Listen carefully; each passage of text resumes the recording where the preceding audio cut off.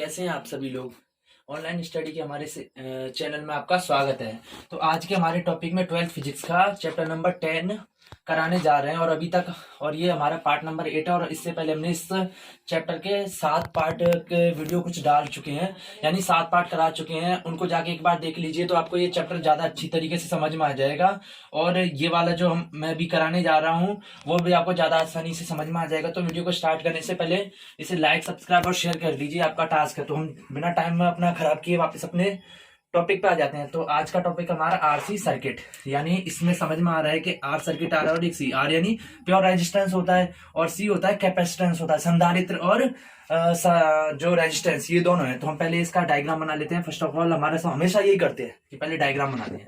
तो आर लगाना है सबसे पहले, एक तो आर लगाना है, ये हमने आर लगा दिया, और एक कैपेसिटेंस लगाना है, इसको हम ऐसे लगाते हैं। इससे पहले हमने आरएल सर्किट कराया था, तो आरएल सर्किट कराया था उसमें कुंडली लगाई थी, तो वो ऐसी होती है।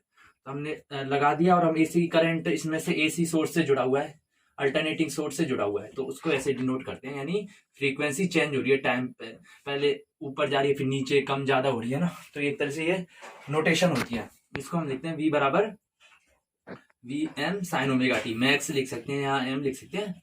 और यहाँ पे मान लिया वोल्टेज कितनी मान ली मैंने, वी आर मान ली, और क्योंकि आर है रेजिस्टेंस है तो वी आर मैंने नोटेशन मान लिया, और इधर वीसी मान ली मैंने, है ना, ये मान ली।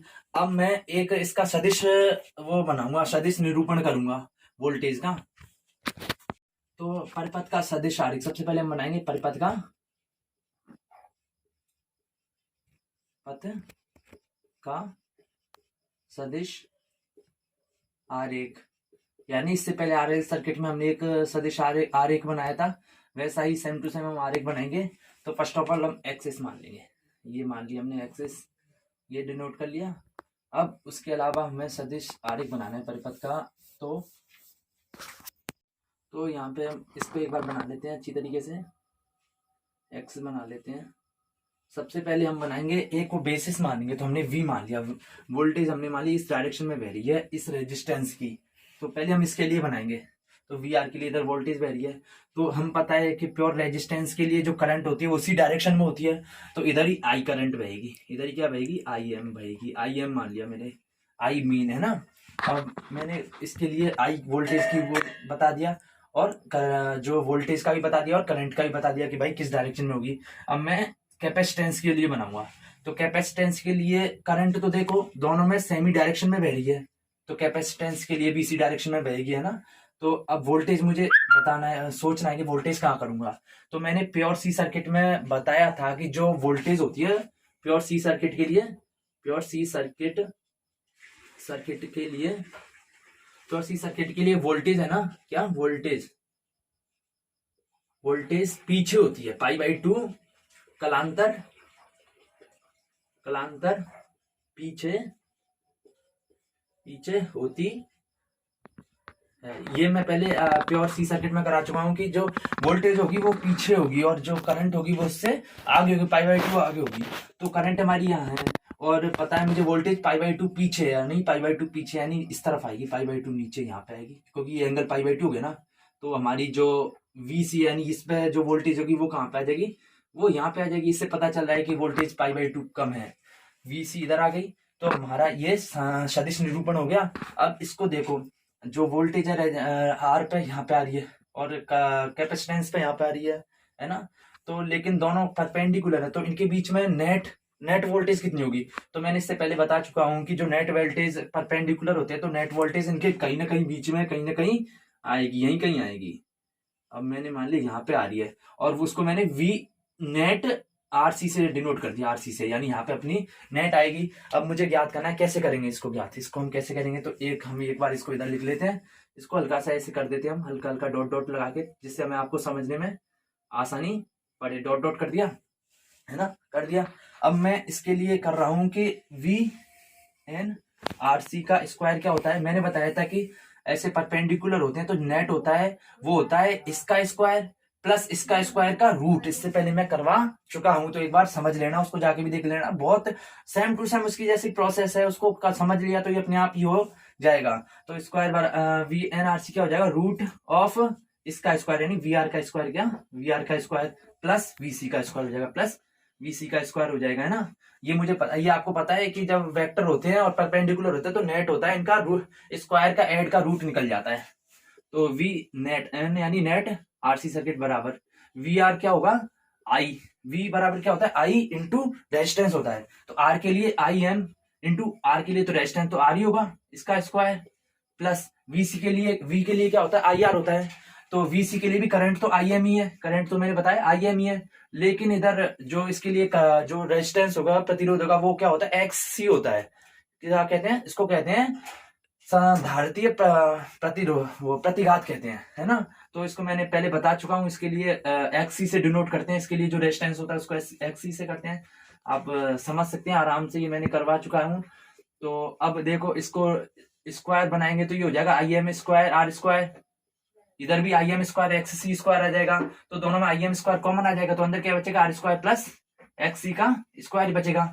आप कर सकते हैं इसको। तो VNRC बराबर, अब देखो IM का स्क्वायर है, अब I इसका स्क्वायर है और रूट भी आ रहा है, तो इसको मैं बाहर निकाल सकता हूँ IM, क्योंकि इसको IM इंटू IM करता हूँ।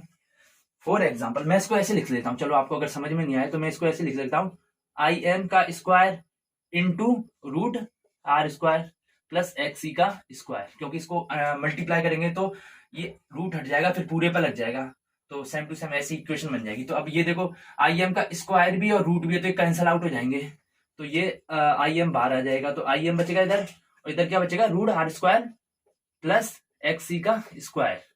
तो अब देखो, अब मुझे पता है V बराबर IR होता है, यानी V बराबर वोल्टेज बराबर करंट इंटू प्रतिरोध, रेजिस्टेंस, प्रभावी प्रतिरोध। तो यहाँ पे करंट ये रहा, वोल्टेज ये रहा, तो प्रभावी प्रतिरोध क्या आएगा, तो प्रभावी प्रतिरोध, यहाँ पे प्रभावी प्रतिरोध कितना होगा, प्रभावी प्रतिरोध ये किसके, ये होता है, इसको हम Z से डिनोट करते हैं। ये किसके बराबर हो जाएगा, ये हो जाएगा root of R square plus XC का स्क्वायर। अब आपको पता है XC की वैल्यू क्या होती है, 1/C ओमेगा। अब आगे तो आप खुद भी XC की जगह रख सकते हो। तो मेन हमारा फॉर्मूला ये आया है, और इससे पहले RL सर्किट बताया था, उसमें भी सेम टू सेम ऐसा ही फॉर्मूला आया था, उधर R स्क्वायर प्लस X की जगह XL आ गया था, क्योंकि उधर रेजिस्टेंस XL लगता है, इसके लिए कुंडली के लिए XL होता है, और जो होता है कैपेसिटेंस उसके लिए XC होता है, तो यहाँ पे XC आ गया। तो अब हमारा अगला है इसी RC सर्किट में प्रतिबाधा आरेख। प्रतिबाधा आरेख, जैसे इसमें सदिश आरेख वोल्टेज और करंट के बीच में खींचा था, अब इसमें प्रतिबाधा के बीच में खींचेंगे। तो प्रतिबाधा आरेख क्या खींचना है हमें, प्रतिबाधा आरेख खींचना है। सॉरी, यहाँ पे जब वोल्टेज यहाँ पे आ रही है ना, नेट वोल्टेज, और करंट नेट यहाँ पे आ रहा है, तो मैंने बताया था अगर हम डायग्राम बनाते हैं तो उनके बीच में एंगल कलांतर भी तो पता होना चाहिए ना, तो उसको हमने जाई से डिनोट करते हैं। मैं भूल गया था यहाँ पे, लेकिन कोई बात नहीं, आप ध्यान रखना है ना, जाई इनके बीच में नहीं, वोल्टेज और करंट के बीच में एंगल जाई है। तो प्रतिबाधा आरेख करते हैं।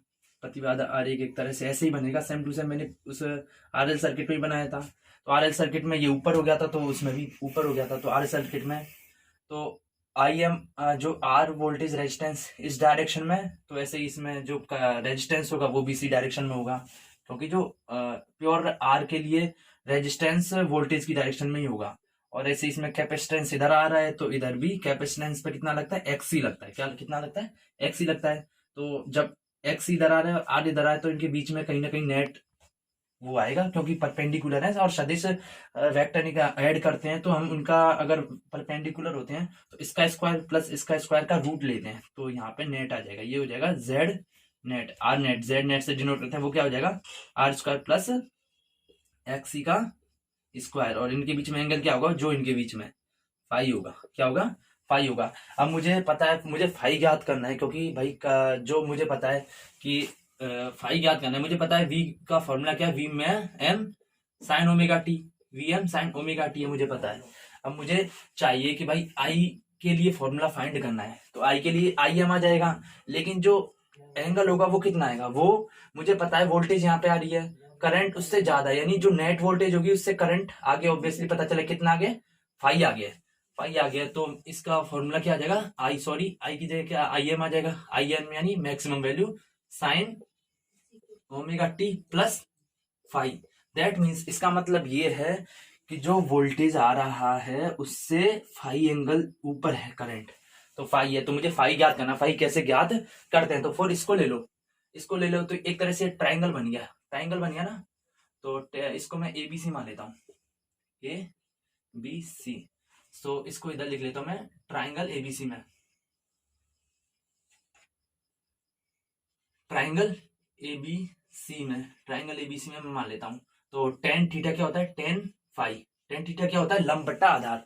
तो ये एक तरह से एंगल है, तो इसमें लंब ये हो जाएगा और आधार ही हो जाएगा, लंब ये हो जाएगा। इसको थोड़ा उल्टा ऐसे खुद अज्यूम करो कि ये बेस है, बेस पे ही तो ये बनता है एंगल, और ये कर्ण है, ये कर्ण है और ये बेस है, तो ये क्या हो गया, लंब। तो लंब बट्टा आधार, तो लंब ये क्या चीज है, ये हमारे पास VC क्या है, VC है, क्या है, VC है। और जो आधार है वो क्या है, VR है, क्या है, VR है ना।